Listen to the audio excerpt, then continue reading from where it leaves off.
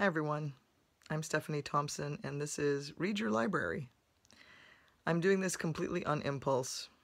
I had the idea the other day that I should tell my daughter and some other people who have asked me about them, about some of the wide range of eclectic books in my library that I've accumulated over the years, and this morning I thought, well, why not make short videos about some of the books that I really like and my library in general.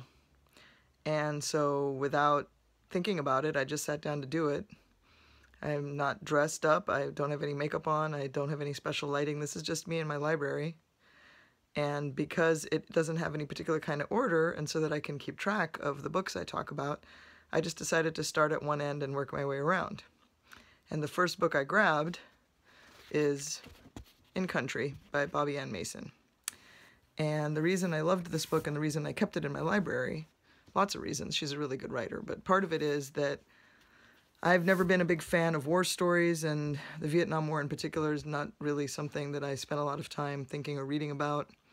And I also don't tend to read a lot of Southern writers.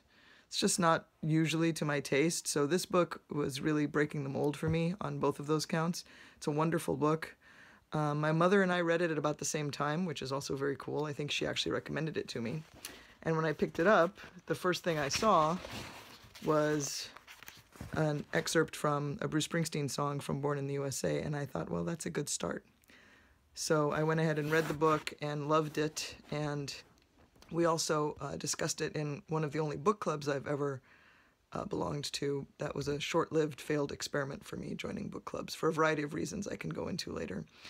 But my mother and I were in this book club, and this is the book that I brought to book club when it was my turn, and everybody really loved it. So I highly recommend it. I hope you all read it, and I hope you come back and see me again when I pick up where I left off in reading my library. Thanks for listening.